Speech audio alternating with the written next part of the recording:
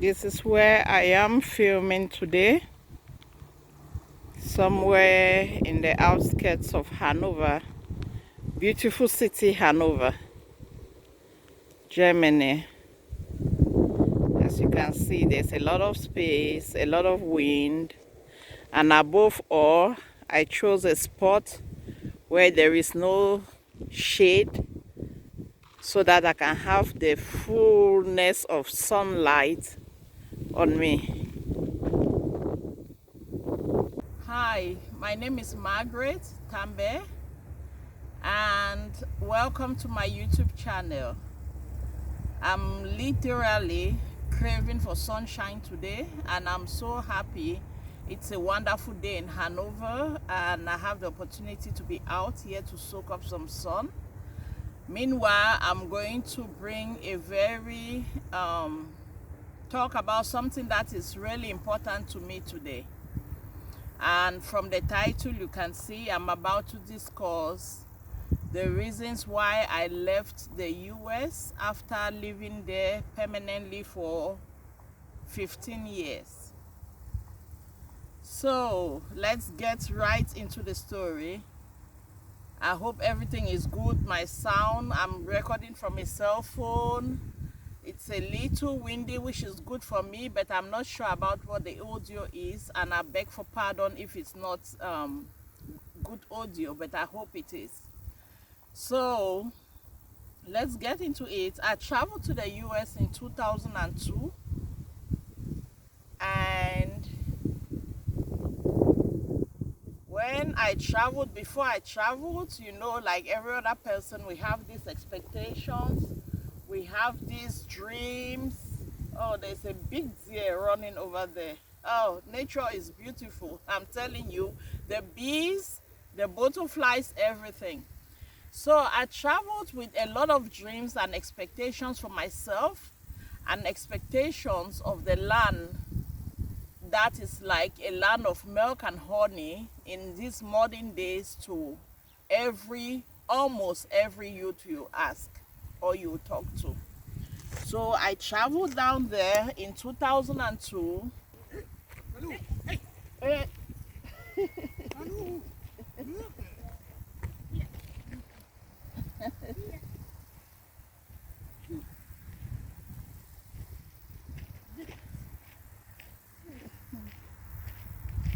Hello.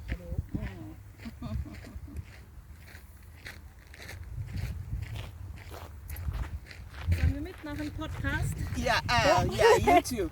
Yeah.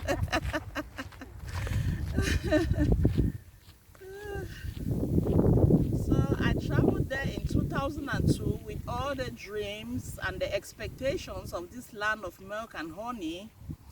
And then when I got there, within a week, I was working already. My brother who received me in his home, I had two brothers there at the time. One of them was living in the Silver Spring area, and one of them was in Baltimore. So I moved in with the one in Baltimore, and the very next week, I was already working because he owns a pizza shop. So, like I arrived in the US 2 days later. I was at a wedding party. My other brother was his wedding day, and then once we returned that week, I was working. So the very first week was kind of, I wasn't excited. I wasn't as excited as I was when I left Cameroon. I attended the party. First of all, I was tired. Secondly, too many people. I really was not socializing. I was not getting the feeling. And then when I started working, where my brother's pizza shop was somewhere down in the Baltimore downtown, a little outskirts, but not far from the downtown. And it was mostly populated with Black Americans. We had a few Africans around there, which I didn't know, of course, at the time. And we had some that were from Mali, mostly they were delivery drivers working for my brother. I met another cousin living with my brother and working under him at that time. So that was the few Africans I knew. And the black Americans, we basically had nothing in common with. They were just like, good morning, hi, hi, you know. And they would come order their pizza or call and stuff like that. So in about 2 weeks of my arrival, I had already started entertaining thoughts of returning back to Cameroon. Within 2 weeks, I did not like the US. I didn't feel at home. I wasn't impressed.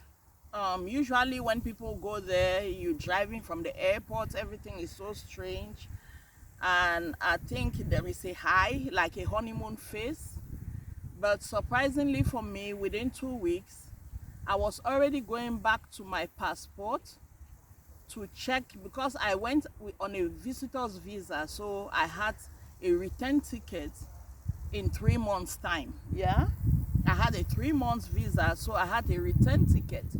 So within 2 weeks I was already checking my ticket to make sure I memorize the expiration date of my flight, like when is my flight scheduled back. And I didn't want to miss the window if at all I decided to go back. And I remember contemplating, like, if I need to go back, how do I tell my brothers that I don't want to stay? And who is going to take me to the airport? Because maybe they would say, no, you have to stay. And what if I decide that I'm going against their will? Who would bring me to the airport? I landed at the Jules airport, yeah? And it is way, way, way distance from where we lived in Baltimore. So I was already entertaining those thoughts. And to make things worse, within the next about a month or two, I traveled. It was summertime. The heat was unbearable. It was so hot. The heat is not the same heat we have in Africa. And I keep telling people that it's not the same heat. The heat in Africa is different. It hits different, and it's windy, it's fresh. The heat in the US is like, I got you, or I'm coming for you, you know. So within about 1 month and something like that, I started developing heat rashes around my neck area, and it just extended all around. My neck was black, it was itchy, and I was scratching. So I had a lot of lesions on my neck, and it was all puffy, swollen. And of course, I just got there. I didn't have insurance like that. I'm not sure if I had travel insurance. You know, at that time I was ignorant of all those things. I didn't have any idea. So what happens is, there is a black American who used to come do part-time work with my brother, and he would distribute flyers for the shop. This black American went to his house and brought me a pomade, a cream, a medicated cream for rashes. It had expired about 2 years plus, and he's like, oh, don't worry about the expiration date, use it. I'm still using it. It was already a used cream, yeah? It was like 1/4 used. So he gave it to me. I said, thank you very much. So I went and I applied this cream. Within like 2 days, the rashes were gone. And I kept this cream and used this cream again for about 3-4 years. So that is way past the expiration date. So I used the cream, the rashes were gone. And then during that time, I also remember I wanted to retouch my hair. My hair was relaxed. I wanted to have a perm. So I went to a neighboring shop and I asked a hair salon, and I asked how much to do my hair. And the guy was like 50 euros to have a retouch. So I came back home, I calculated, I converted that money. I was like, what? that is like half of my monthly allowance, in almost half of my monthly allowance in Cameroon. What does it mean, $50? $50 to have a retouch. Sorry, sometimes I would say euros because I'm in Germany now, so my tongue and accent and my brain is being tricked. So I said $50 is too much. I refused to do it. I left, I went to a shop, I bought a relaxer myself. I went back to him, I said, okay, I've bought a relaxer. How much would I pay you now? And he said, you're still going to pay $50. I was like, how come? I have my products now. He said it's the same thing. He doesn't even want to use my products because he doesn't trust those commercial products. He would rather use his own products to have my hair relaxed. I was so upset. I left. I took that money. I went to the shop. I bought a hand dryer. I bought other things, shampoo, conditioner, anything that I thought. I bought rollers, hair rollers for my hair, anything that I thought I would need. So I went back home, I used it, and I did my hair myself. And this applied also to other things that I needed, like outfits, underwears, and stuff like that. I will go to the shop. I'll make sure I always do like a conversion of currency to see. And I would be buying under duress because they had beautiful things, but to me they were super expensive. So that is the first phase of my landing into the US. Now, second phase, I moved from Baltimore. Not long after, about 4 months later after I arrived, I moved now to the Silver Spring area to live with my other brother. When I moved there, I didn't have a job now, okay? I had a little money on me from what I had been working those months in my other brother's shop. So I moved there. I was just home. I had a lot of time to think. I'm reconnected with about 1 or 2 of our classmates from Cameroon, and I was asking them questions. You know, you get to somewhere, you are looking for your path, you're asking questions. One thing I promised myself was I was not going to do nursing, because any person I talked up to that point to was talking about nursing. Even the brother I lived with, the other one I was living with now was a nurse himself, an emergency room nurse. And most people I talked to, they used to still talk about nursing. And I said, I will not do nursing. I'm not a nurse. I'm scared of the bees. Yeah, I love them, but I'm scared of them because they will stink you for moving your body. Yeah. So I had talked to these people and I promised myself I'll not do nursing. I left Cameroon. I had done hotel management. I had a degree, an associate's or HND. I had in that, and I think I was good. I'm well spoken to my standards of Cameroon, okay? So I decided to start, first of all, I needed to regulate my stay because at this point I'm still a visitor, don't forget. So to regulate my stay now, I had to do, while I was waiting, I had to do menial jobs. I worked in hotels, but I did cleaning of some hotels. And to clean a single room was like 30 minutes was like $3 because 2 rooms was considered an hour, and for an hour we were being paid $6. Those are the downsides of being undocumented and to do any type of job that is black job, okay? So basically it was like $6 an hour. So I did that job for a while. I saved my paychecks until now. At this point, I have regulated my stay. I'm no longer a visitor. I have documents that I can work. I have documents that I can attend schooling. So I enrolled myself into a 2-month course, and I did geriatric nursing assistant course. Finished with that, started working as a nurse assistant in hospitals. So right up to this point, I'm still saying I would not do nursing. Okay, I still did not want to do nursing. I don't like the hospital environment. I don't like the nastiness of everything that goes in there.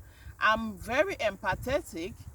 Yes, I love people. I can assist people, but I did not think that I wanted to stay in that environment for 8 and 12 hours a day. That would have been too much for the visions that I had for my life. That would have been too much for the drive and the dreams I have nursed right up to this point of my life. So I still went out there and I started looking for a job in hotels. And not to give all the long story, I searched until I finally got a possibility in a DoubleTree hotel downtown Washington DC. So if you know the DoubleTree hotel, it's big, it's prestigious, and this one was even like super prestigious. Okay, everything from out to inside was super. So I went in for the first interview. I did it. They sent me back home. They said they'll call me if they need me. The next day, I received a call and they asked me to come for a second interview. They gave me a date. I attended the second interview with the boss of the person that interviewed me for the first time. I went for a second interview. This interview was long. It was like at least 20 to 30 minutes. We talked and we talked and we talked and we talked. And he sent me back home again. I was so happy. I was confident at this point. I'm like, I'm going to get this job. I applied for a post of a receptionist. So I was like, I'm going to get this job for the way the interview went, yeah? So when they finally contacted me, they asked me to come in for a third interview. I was like, oh my goodness, what is this? Are they going to give me a managerial post or what? So I finally went for the third interview and I did it well. Yes, thank you. I'm that way. But when they contacted me and offered me a job, they told me that they wanted me to do housekeeping work instead. And I was furious. I was so disappointed. I was like, 3 interviews, 3 different occasions. What is this about? And I interviewed with higher ups each time, you know. I was like, what is this about? And I thought in my mind that it was a race thing. I was like, because I'm African, because. Now, 2020, looking back, yeah, Vision 2020, looking back, I see that they were right in what they did. And I didn't see, I was young and naive. I would have got in the door through this process of housekeeping and I would have quickly grown because one, I'm intelligent. Yeah, I say that myself. I'm intelligent and I'm physically very smart. Also, I am diligent and I had received training in hotel management. So I know I would have done excellent. But at that point, I was young and naive. I didn't see it that way. I didn't see it as an opening for me to get into the field that I studied. So I turned down the housekeeping opportunity. I said, no, I've done housekeeping when I was undocumented as a black job. I'm not going to do it again now that I'm documented and I have a degree to show for it. So I refused.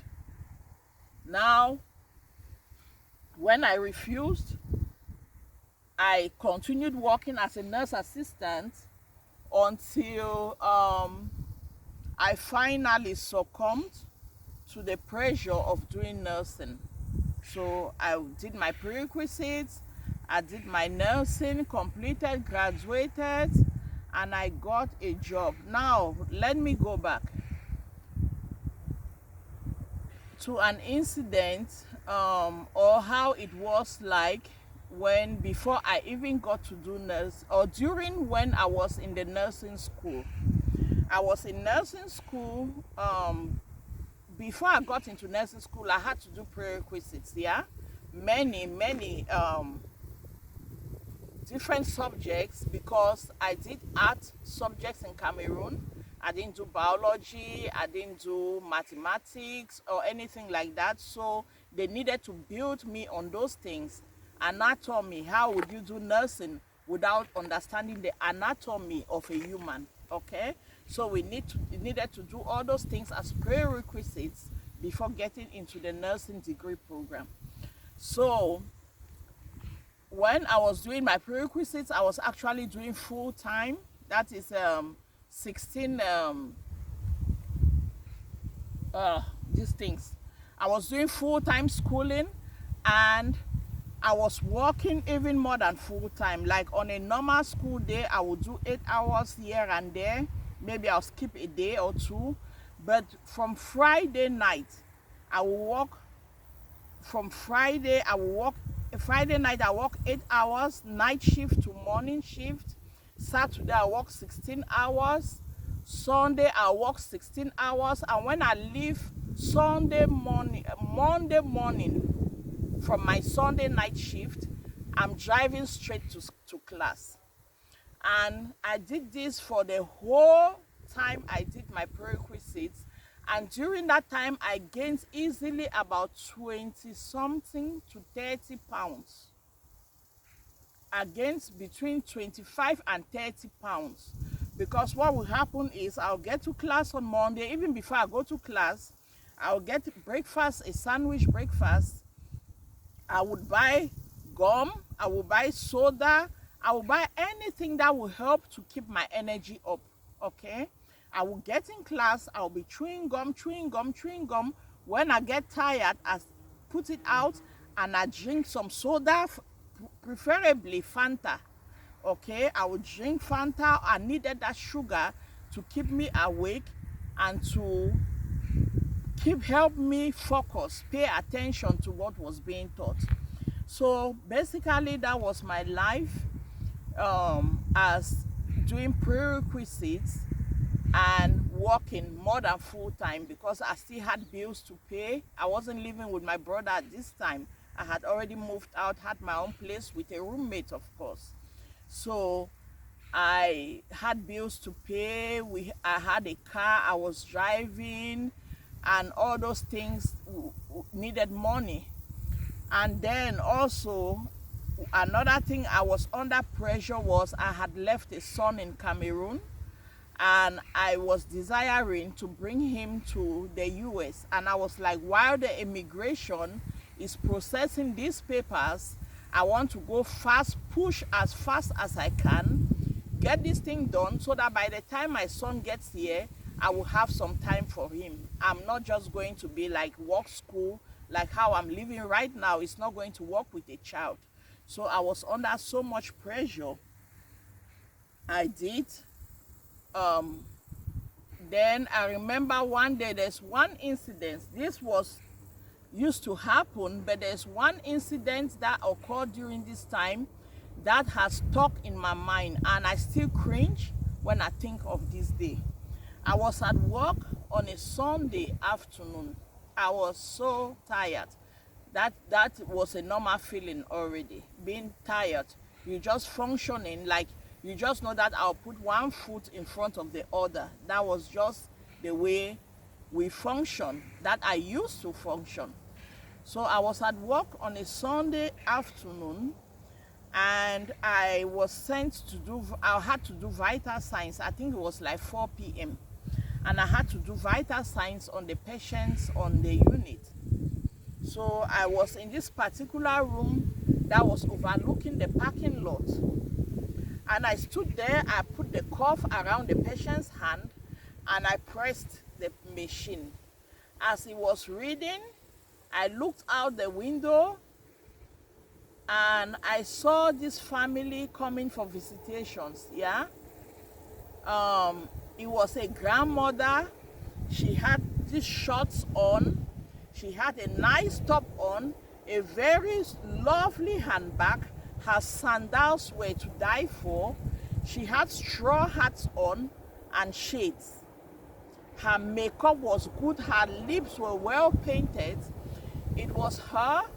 It was, I think, 1 or 2 adult children, and it was about 3 of her grandchildren. And I stood at that window and I was looking at them walking from their car coming into the hospital. And I felt so miserable. I was like, just the building of the hospital and the glass I was looking through, the glass window, it was like worlds apart.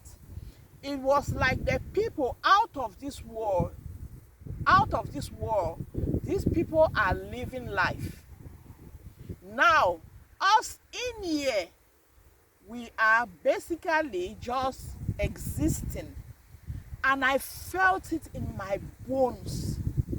I was like, when is this ever going to stop? Like, is this ever going to stop? Is this life? What type of life is this? I'm like, look at people out there having sunshine, having good breeze. They are talking and laughing with family. We are here with overbacked uniforms, tired. Even the shoulders are weighed down, miserable. The smells are not good.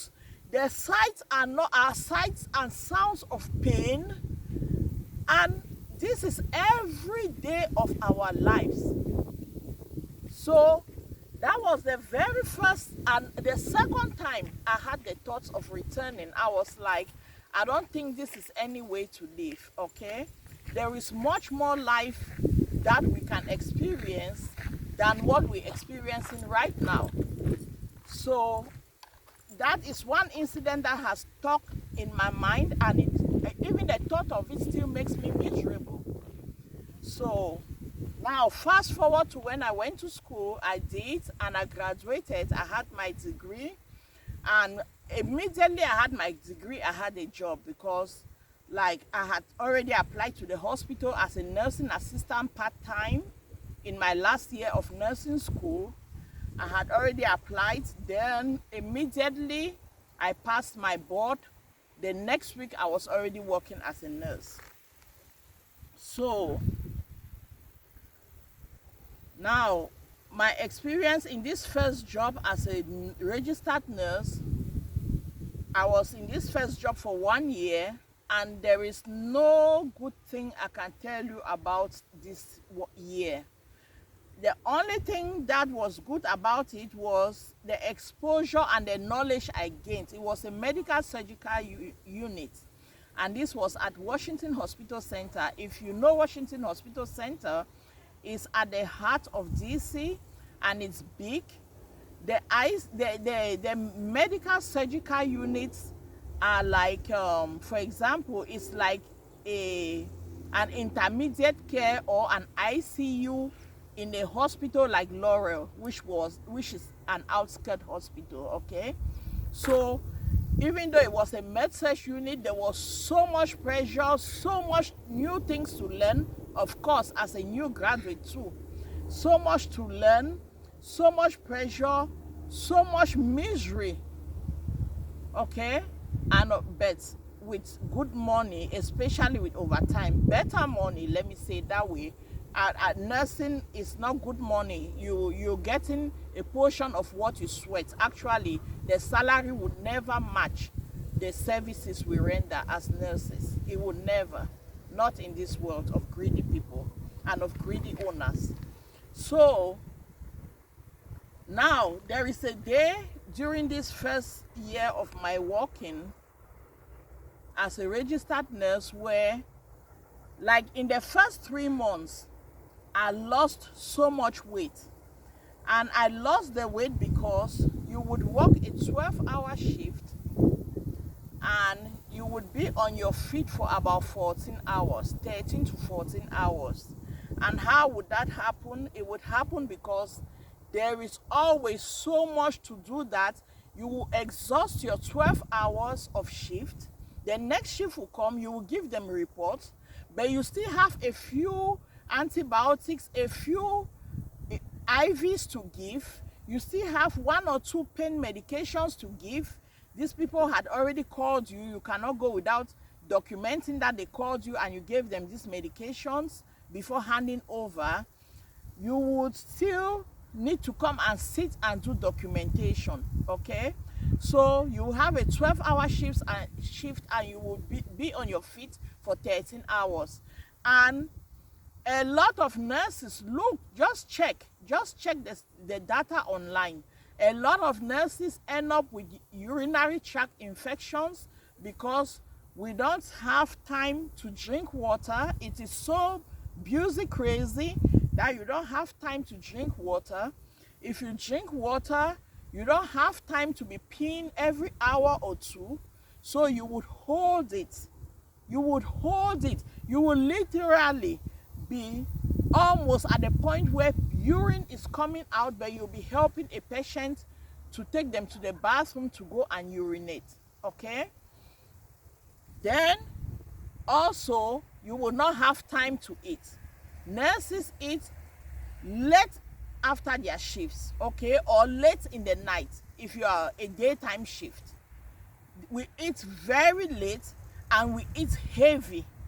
Most times when you are doing a 12-hour shift, you would succeed to have food in your stomach. It should be about 3:30, 4, sometimes 5 p.m. You haven't eaten since morning. It's not that you're not hungry, you're hungry, but the call bells are like pam, pam, pam, pam, pam, pam. The doctors are coming and going, physical therapists, respiratory therapists, dialysis is calling, your manager is around and they don't want to, it's just like that. Then the break times assigned are just for camouflage. Hardly would any nurse really have a good break, okay?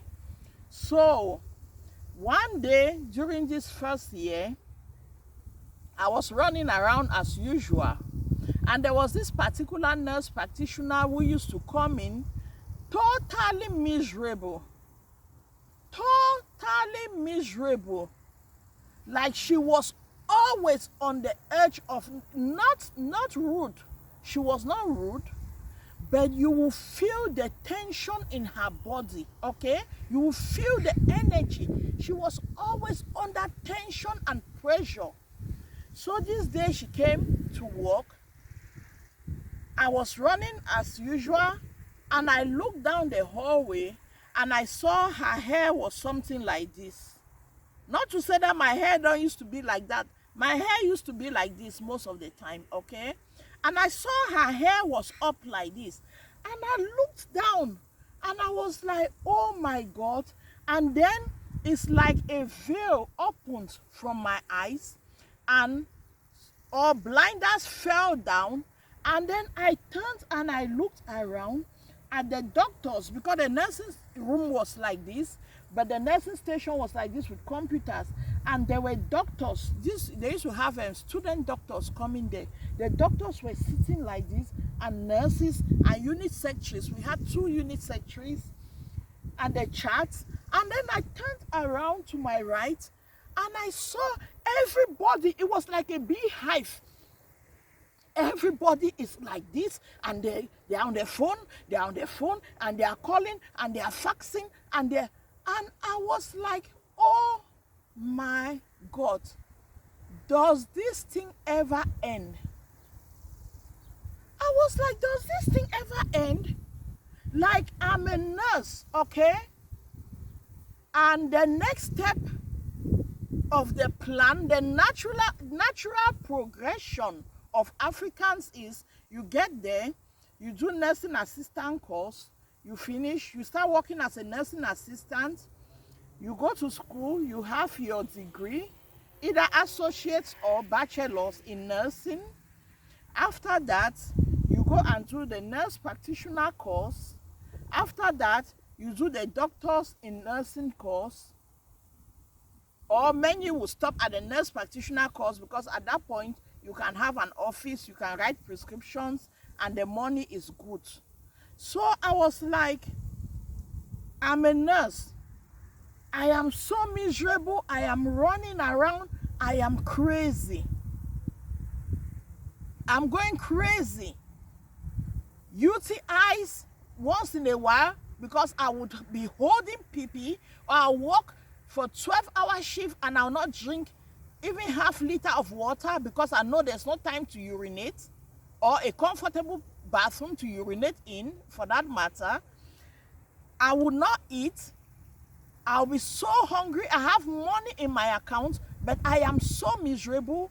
The managers, you would never hear anything about you did a good job, well done, thank you for the sacrifices. Oh, nee. Oh. A bee just stung me. Oh, man.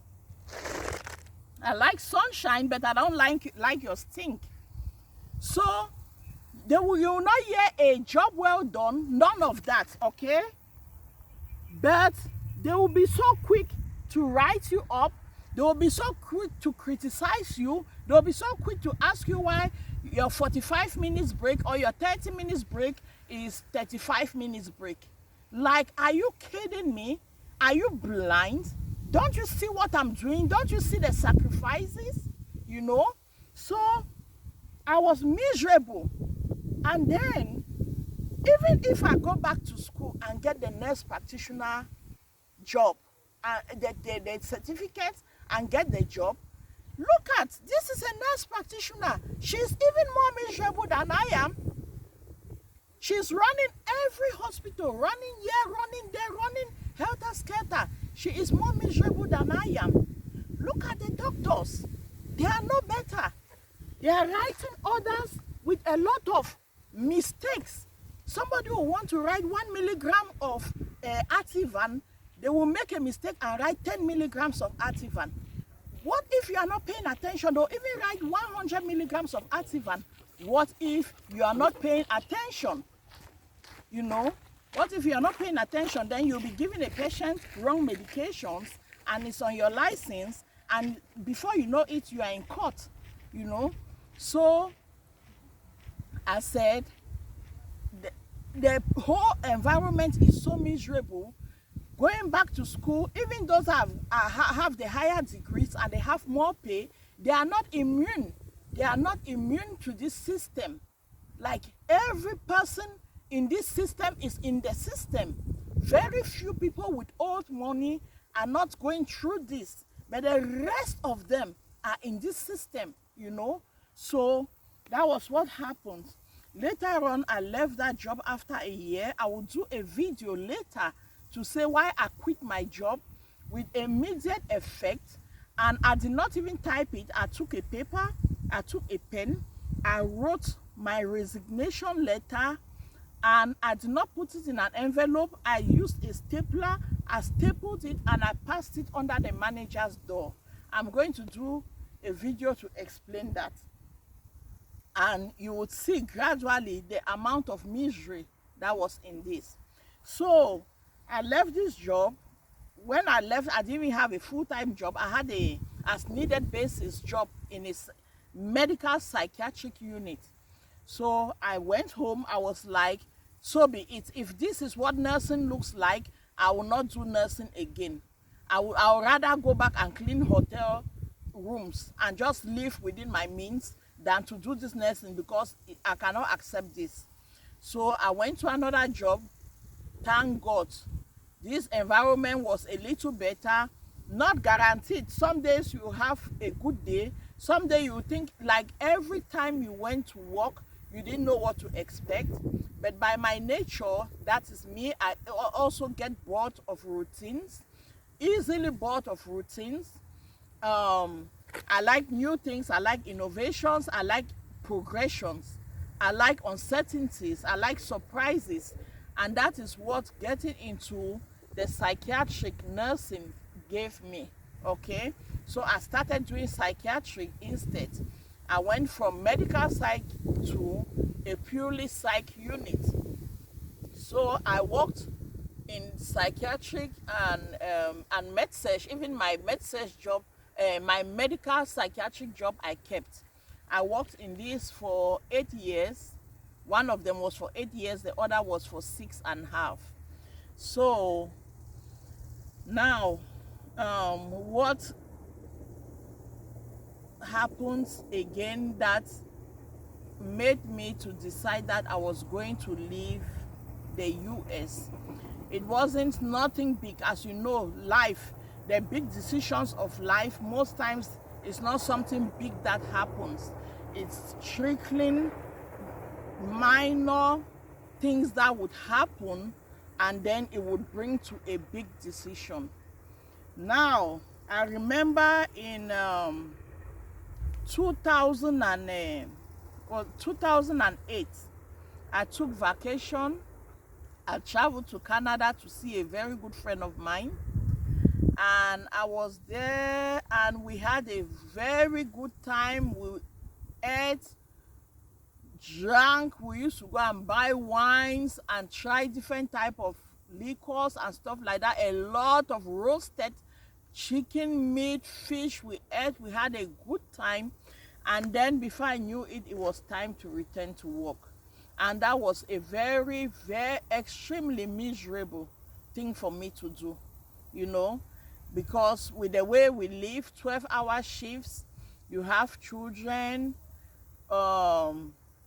work is distant, you have to drive for 1 hour, sometimes 45 minutes to get to work, sometimes more, and then drive back. In short, life is just busy, and then you disconnect with people.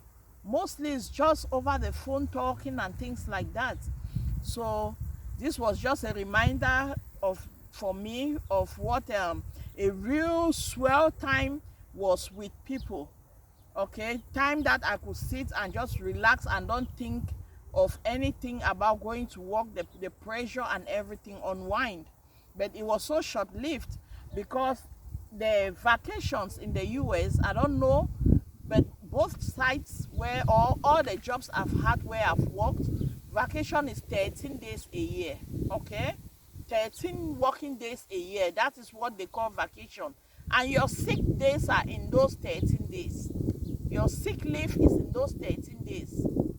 Okay, paid sick leave, except you want to take a day off and they are not going to pay you for that day. Then you just have a reduced paycheck. Okay, so second time I traveled again, still 2008, I traveled to Italy to visit my brother for 13 days. When I traveled there, the first 3-4 days I spent sleeping because of the time difference.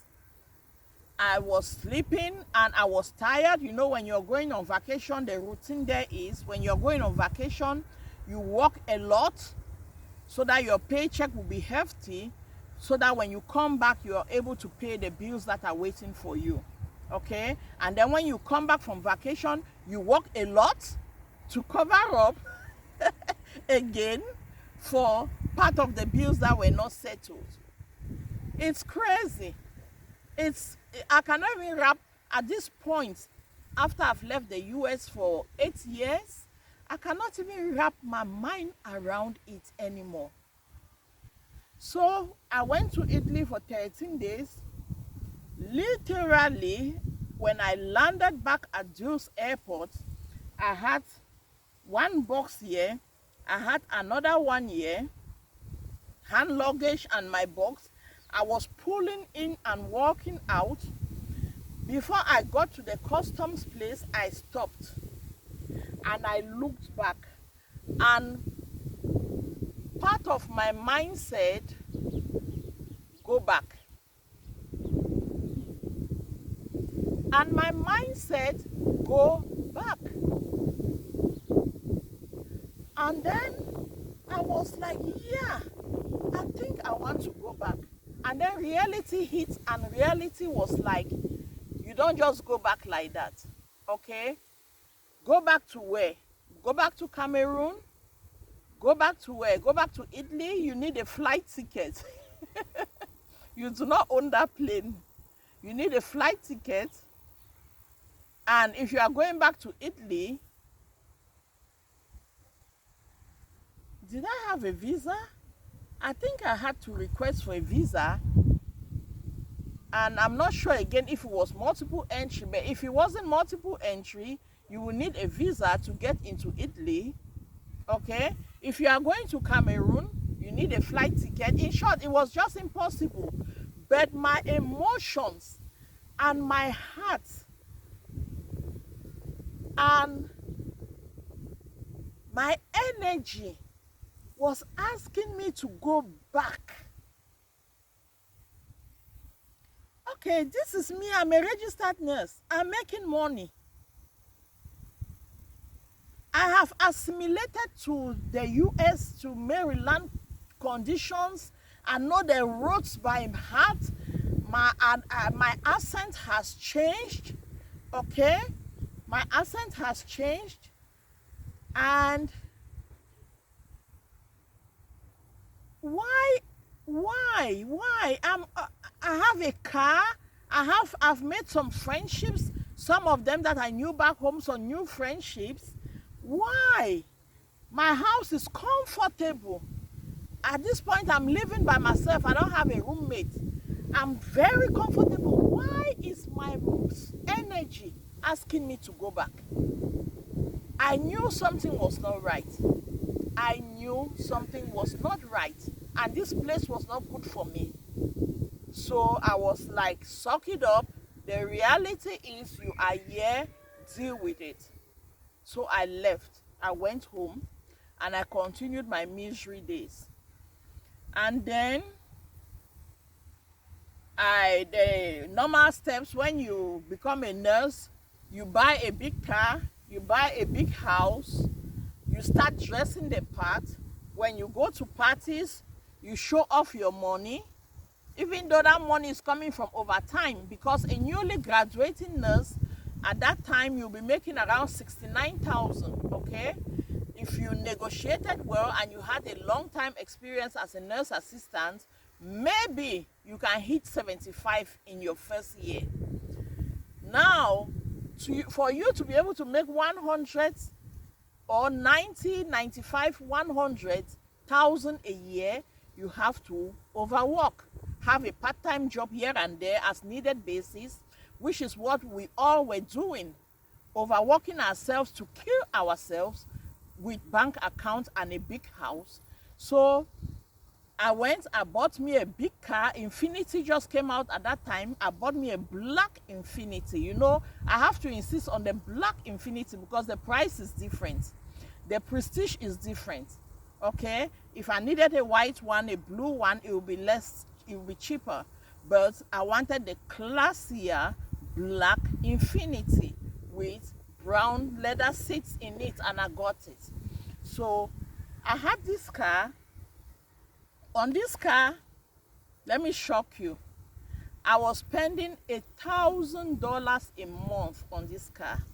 Car note, insurance, maintenance. Now you cannot skip their maintenance, okay? Because the company is keeping track of this car's VIN number. They are keeping track with the car's VIN number to see how often you're maintaining that car. Because don't forget, it's still their property. As long as you have it on car note, it's still their property. Now you have to be a good steward to the car by taking it for the appropriate and timely maintenance. And you hear tire rotation. What is tire rotation? They remove this tire, they put it here. They remove this one, they put it here. They do the same for the front tires. And guess how much you're paying? A good sum of money, okay? Just for tire rotation. And they'll put it on something and be doing it like this. Nonsense, stupid things to take your money. I'm telling you, this system was built to keep broke people broke and to keep us miserable. So I had this car. At the beginning, there was excitement. It was not my first day. Before that, I had a Jeep, okay? I had a big, nice Jeep, comfortable with leather seats, yeah? Heated seats and everything. Fully loaded with 7 CD changers and everything. But again, this was a step up. So I was excited. I was happy. I was like, I've arrived. The next thing now would be to buy a big house. After driving this car for 1 year, all I was feeling every time I paid for this car, every time I paid for my car insurance, every time I went in for maintenance and oil change, I was miserable. I was angry. I was upset. I was like, this is not right. Why am I spending so much money on a car? You know, this is one thing I've learned, another lesson. Look, when the Bible calls a lot of things vanity, it is exactly that, vanity upon vanity. Now who not get excitement over that thing? When you own something newly, there is this excitement. Oh, my big house. Oh, my huge car. There is this excitement at the beginning. Later on, it becomes normal life. After driving this car for 1 year, it became normalcy. Okay? It became normalcy. It didn't mean much again to me.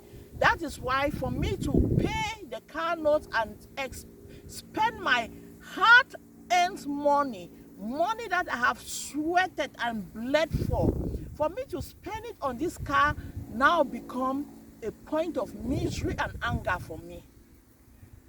So I started questioning again a lot of things. I was like, what about the house? Am I going to buy a big house and feel the same way, like I'm enslaved to it? Now I'm tied, I am bound by this house to work 2 jobs to pay this big house, a house that I hardly sit in. The car, how many times was I driving and to where with this car? Driving to the work parking place, park it, close at 7:30, 8 o'clock, 9 o'clock, drive back to my house and park it out there, and I'm sleeping and I'm worrying that somebody should not break in my car and steal it or remove the GPS from it. Are you serious? So I started questioning a lot of things. I'm like, with what else am I going to take to tie myself into this cycle of never-ending work? Like, when is it going to end? When is it going to get better? Please, somebody tell me.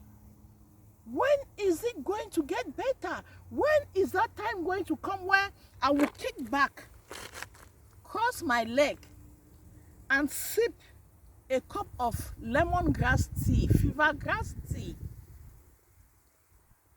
When is it that I'm going to sit and lean back and watch my people eat barbecue, the smoke rising, without thinking that, oh, I need to go and sleep.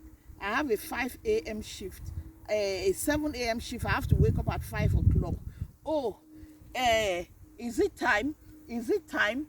I was telling some people, I've told some people this twice. In the US, every time, either I was in a doctor's office, at work, at home, in the weekend, on my days off, in church, in the grocery shop, every time I found myself somewhere that I could not see a clock, I would develop anxiety, because I was always on the clock for something. Is that a normal way to live? And you tell me that because of social security, because of retirement benefits, that only God knows if I'll be alive to enjoy those, is it even enjoy, to see those days? Because only God knows how much longer I can go before I end up in a wheelchair, because I had a stroke, stress stroke. Like, you tell me I'm going to walk like this until I turn 74, 73, even cut it down to 65. Are you kidding me? Are you serious right now? I don't think, let me take off the glasses. Are you kidding me? Are you kidding me? Is that a way to live? Seriously. So at this point, I started revolting. I had already gone out to look for a house way before. 2 times I looked actually for condos way before I became a nurse. I had gone twice, I looked, and then I asked for the prices. I was weighing already my options, and my elder brother, out of a good nature and a good heart, was already telling me that, okay, you need to look at the house as an investment, which it is. I'm not arguing. Look at the house as an investment. Start thinking of getting out from renting apartments, buy you a house and everything, again with good intentions. But that was the road I was going down on, and every other person around me and in that community was going down the same road. So I started questioning all those things. So I started questioning those things. I started questioning those things until I arrived at the decision that I was going to leave the US, because I value my freedom, I value my time, I value my mental health, I value my communities, I value my family members, the blood family and the family that I have created. I value time with my children. I value sitting down outside under the sun, watching butterflies, hearing the birds and the crickets, feeling the wind, getting stung by the bees. I value that more than I value money. I value that more than I value the mega mansion houses. I value that more than I value the nice roads and the big cars. So basically, I left the US after 15 years of running in that system because I said no to slavery, voluntary slavery. Is it voluntary? That is open for debate, because when you have been so brainwashed, now you tend to take decisions that are not your decisions, but you think they are your decisions. But in actuality, they are not your decisions. I said no to slavery. I said no to that system. I said no to the fantasy of selling you beautiful lies. Everything. The Bible says what? The Bible says whited sepulchre. What is a sepulchre? It is a grave place. It is a place where somebody has been buried and it is marked with a tombstone. Okay? Those times there were sepulchres built. Today we use tombstones.